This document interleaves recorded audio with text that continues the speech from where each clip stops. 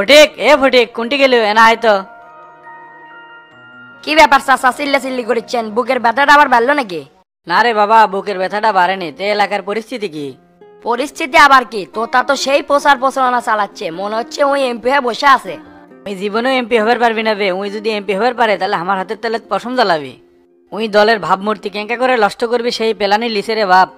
ওই রকম বেইমান লোকে কেউ ভোট দিবি না, কারণ ওই আমার সাথে যা করলো আল্লাহ তো সবই দেখছে। তাই মনে মনে আমি একটা সিদ্ধান্ত লিছি। আবার কি সিদ্ধান্ত দিলেন চাচা? শামসুর সাথে আমি এক হয়ে যাবো। এই এলাকাতে আমি 2 বার পর পর চেয়ারম্যান ছিলাম, আমার তো ভোট কম নাই রে। আমার যত ভোটার আছে সগলি কি কয়ে দেবো যে শামসুক ভোট দিস, এতে তুই কি কোস? একদম ভালো সিদ্ধান্ত লিছেন, আপনার সাথে আমি একমত চাচা।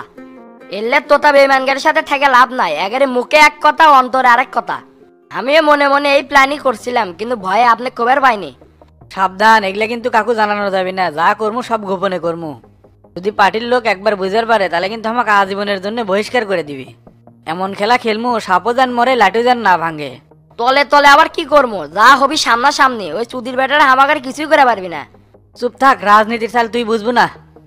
ঘোড়ার আড়াই চাল, এদিকেও খায় ওইদিকেও খায়, এবার সেই চালই মারমু। এইবার বুঝবি শফিকের অরিজিনাল চরিত্র, বেইমানের শোধ কেমন করে নিতে হয়। আমি বুঝে পাচ্ছি চাচা, আপনিও বোঝেন, খালি একটু দেরি করে এই আর কি। সারা জীবন এই তোতার জন্য কি না কি করলেন, আর ওই তোতা আপনি খারাপ বুড় বাজ দিল। তবে এইবার আপনি একটা চূড়ান্ত সিদ্ধান্ত নিয়েছেন যা জাতি পছন্দ করবি। তে তুই না বাইরে থেকে ঘুরে আয় তো, এলাকার কি অবস্থা আপডেট জানা। আচ্ছা চাচা, গেলাম তাহলে। এইটারা কাল তোর ভাবির বাড়ি যা কিছু ওষুধ দিয়ে আসিস তো। আচ্ছা যামনি। আর যদি আসবার চাই তাহলে আমাকে ফোন দিস, রাতে যাই লিয়ে আসমনি।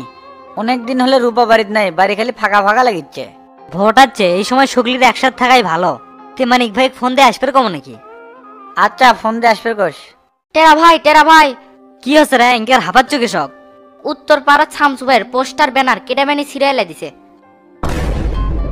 সব পোস্টার শীর্ষে মানে আমার পোস্টারে হাত দেয়, মাথা মুতো তো গরম করে হাল দিল। যারা আমার পিছে লাগছে আমি শামসু কুবে সব শালাক ভাস করে হাল দমো। হ ভাই, সকাল সকাল আমারও দেখে মাথা মতো গরম হয়ে গেছে, যে দেখি আপনি সব পোস্টার ব্যানার সিরিয়ালে দিছে। এটার একটা শক্ত পদক্ষেপ না নিলে কিন্তু ঠিক হবি না ভাই। আপনি খালি আমাকে অনুমতি দেন, দেখেন কি করি। ওস্তাদ আমি কনফার্ম, এলে তো তার লোকজনের কাম। ডনেক রিমান্ডে লিলি সব তথ্য বাইরে আসবে নি। এই ডন হলো পিগলু চেংরা, কিভাবে কাজে কাজে বাজে দিবি সেই ধান্দালে থাকে। ওর মাথা মুতো ঠিক না থাকলে যা হয়, ওরা চাচ্ছে আমরা গ্যাঞ্জাম করি। কেরে আমরা গ্যাঞ্জাম থেকে ভয় করি নাকি? সাভারে কি কেসাল গন্ডগোল কম করছি, কিন্তু পরিবেশ বুঝে অ্যাকশন নেওয়া লাগবে। ভোটের মধ্যে কারোর সাথে কেসাল করা মানে তার ফাঁদে পা দেওয়া। শোনেক, হুটহাট করে কারোর সাথে কেসাল গন্ডগোল করা যাবে না। আমাদের ভোটের মাঠ কিন্তু খুব ভালো। সবই ঠিক আছে, কিন্তু আগের কিছু না করলে দিন দিন তো ওরা বেশি ক্ষতি করবে আমাদের। কি করা লাগবে না লাগবে তুই কি আমার চেয়ে বেশি বুঝিস? কখন কি করা লাগবে সেটা তো কমনই। যারা পোস্টাল ছিঁড়ছে তাকে বিচার ঠিকই হবে। দেখ আমি কি করতেছি। তুই একটা কাম কর, কোটি কোটি আমাদের পোস্টাল ছিঁড়ছে সেটা যায় দেখায়। এগুলা চলে তো দেখি কুটি কি আছে। আচ্ছা ভাই চলেন। ইনকে করে চুপ থাকলে দিন দিন ওরা তো মাথার উপর উঠে যাচ্ছে। একের বিরুদ্ধে শক্ত একটা পদক্ষেপ লওয়া লাগবে। আমি যদি কই টেরার গোল্লা এখনই তো মার শুরু করবি। নির্বাচনী এলাকা বিশৃঙ্খলা করলে হবে না, প্রশাসনিক দিয়ে বিষয়টা হ্যান্ডেল করান লাগবে। দেখি ওসি সাহেবকে একটা ফোন দেই তো। আসসালামু আলাইকুম চেয়ারম্যান সাহেব, কেমন আছেন? ওয়ালাইকুম আসসালাম। তা ওসি সাহেব, এলাকাত কি টহল পুলিশ দিচ্ছেন না? দিচ্ছে তো চেয়ারম্যান সাহেব। কোনো সমস্যা হয়েছে নাকি? এলাকার মধ্যে বিশৃঙ্খলা তৈরির চেষ্টা চলছে। উত্তরপাড়া আমার নির্বাচনী পোস্টার ব্যানার সব নষ্ট করা হচ্ছে। কোন কি? আমি তো এই ব্যাপারে কোনো কিছু জানি না ভাই। ভাই আপনি কোনো টেনশন করেন না, আমি সব ব্যবস্থা করতেছি। এই ওসি থাকতে নির্বাচন এলাকায় কোনো বিশৃঙ্খলা হতে দিবি না।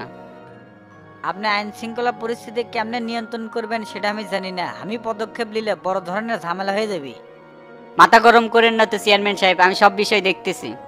আপনি হচ্ছেন এমপি প্রার্থী, হুটহাট করে মাথা গরম করলে তো মাঠ নষ্ট হয়ে যাবে।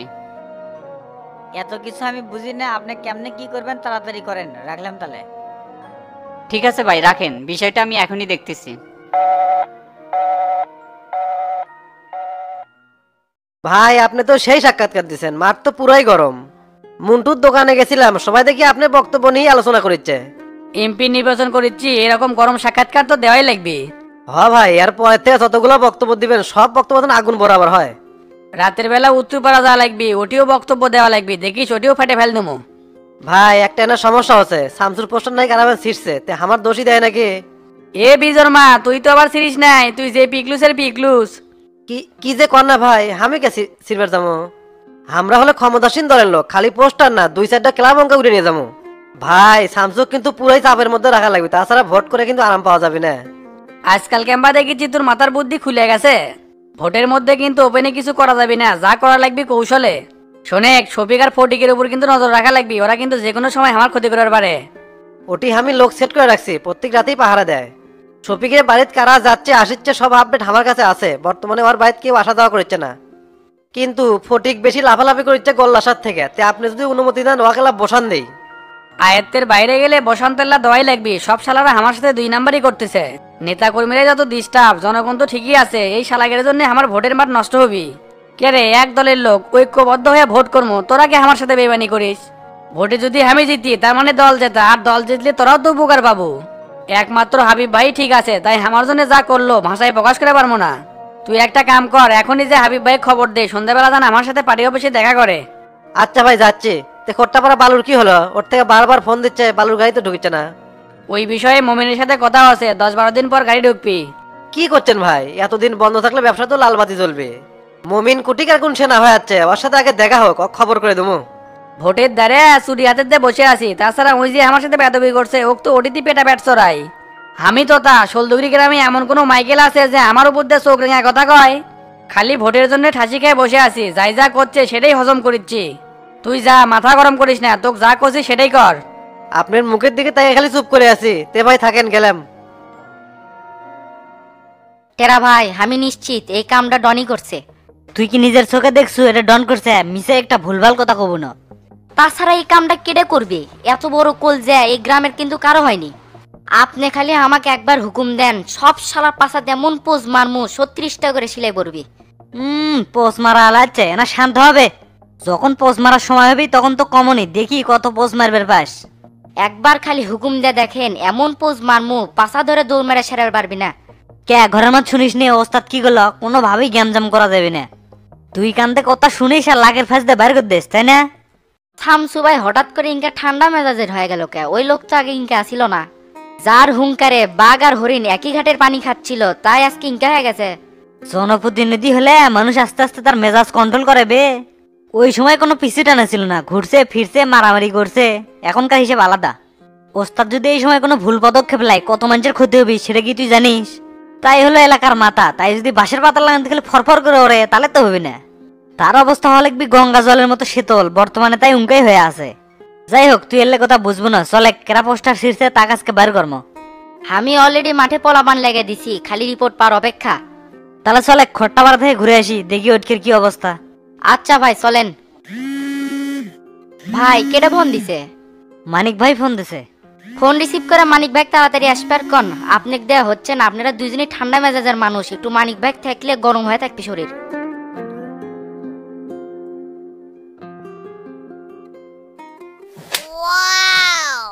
বুঝলাম না ভাই, হঠাৎ করে দেখা হওয়া মাত্রই হাঁকালেন কৃষক।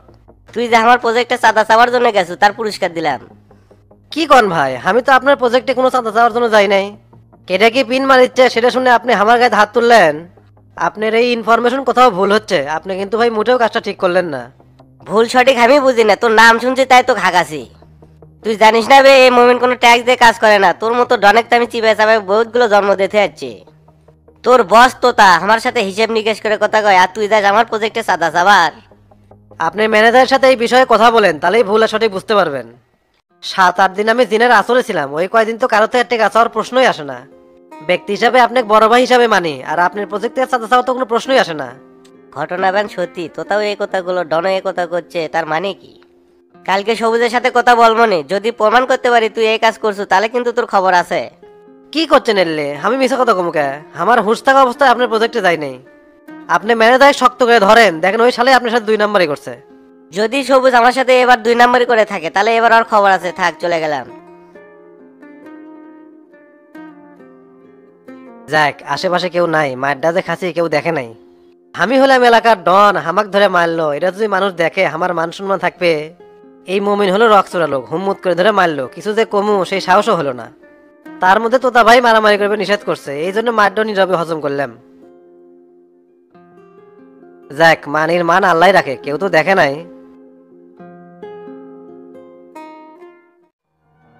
কি ব্যাপার মন্টু ভাই, আজকে আমার চারটে গাঁত দিছ? যেই মানুষ গাঁত থেকে অ্যাপ্রন খোলে না সেই মানুষের জ্যাকেট গাঁত দিছে। যে ঠান্ডা পড়ছে এর মধ্যে আপন করে মরবার করছো আমাক। 2 দিন ধরে গোসল না করে এমন অবস্থা হয়েছে, ন্যাপের মধ্যে গা গরম হচ্ছে না। তুমি তো আচ্ছা লোক, ডাক্তার মানুষ হলো পরিপাটি লোক, তুমি যদি ইনকে গাও না দাও তুমি কি মানুষের চিকিৎসা করবে? এই জন্যই তো মন্টু ভাই তোমার কোনো উন্নতি নাই, হয়ে লাগাতে যেঙ্কা দোকান দেখেছি উনকে আছে। হোমত করে একটা কথা বলে আমার সংসারে খরচ কত তুমি কি জানো? গোস্ত ছাড়া একদিনও ভাত খায় না, এখনো তো আমার বাড়িতে যাও দেখবে গোস্তর তরকারি। বাজার করতে টাকা পয়সা লাগে, তোমার মতো তো আর লতা পাতা দেখাই না। তে যাই হোক, ভোটটা দিচ্ছ কাক সেটা তো কইলে না। মনের কথা তো আর গোপন নাই, আমার ডিগলার তো আগেই দিছি। যারা ন্যায় নীতি ও আদর্শবান লোক আমি তার পিছিয়ে আছি। শোনো মন্টু ভাই, শামসু ভাই গরিব দুঃখের পাশে থাকে, এসব লোক নেতৃত্বে আসলে এলাকার অনেক উন্নয়ন হবে। কেউ করে কাক খিলাবে না বুঝছো, তোমার করে তোমারই খাওয়া লাগবি। এত এলাকার উন্নয়ন দেখলি হবি না, নিজের উন্নয়ন দেখা লাগবি। পেটে ভাত না থাকলে কেউ কবি না এক মুঠ এসে খেয়া দা। তোতা ভাই যদি এমপি হয় কোনো শালা সাহস নয় আমার পুরদা চোখ গরম হয়ে কথা কয়। আশেপাশে সব ডাক্তার এই এলাকার আসা বন্ধ করে দেবো, তখন আমি একলাই ব্যবসা করবো। তখন পাওয়ারও থাকবি, কামাই কাজিও সেই হবি। তোমাকে চিকন একটা বুদ্ধি দিই, পাশের দোকানদার ফিরোজ আছে না, ওয়াক তুলে দেয় মানে তুমি খালি তোতাক ভোটটা দিও। তুলে দেওয়ার দায়িত্ব আমার, তুমি কোনো চিন্তা করো না, খালি ভোটটা দিও। তুমিও চিটিং, তোমার তোতা ভাইও চিটিং, গরিবের পেটে লাত্তি মার লোক এই আয়নাল না। তা থাকো, বগরো যাচ্ছি দোকানের মাল আনবে, তোমার সাথে কথা করার সময় নাই। আচ্ছা যাও যাও।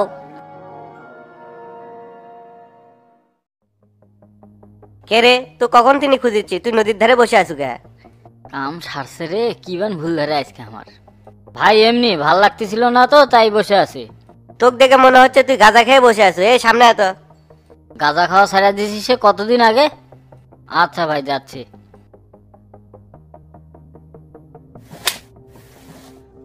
কি ব্যাপার ভাই, ইনকে হুমুত করে চরমালেন কৃষক? এই একের পর এক মিথ্যা কথা বলা শুরু করছে আমার সাথে। ডনের চাঁদার নাম করে আমার কাছ থেকে ভাউচার করে টাকা নেবো সে ধান্দা ধরছু? তোর মতো 20-25 জন ছেলে সবসময় আমার আন্ডারে কাজ করে, মানুষের কথাবার্তা শুনলেই বুঝতে পারি। বিশ্বাস করেন ভাই, ডন আমার কাছে চাঁদা চাইছিল, আমি আপনার কাছে মিথ্যা কথা কই না।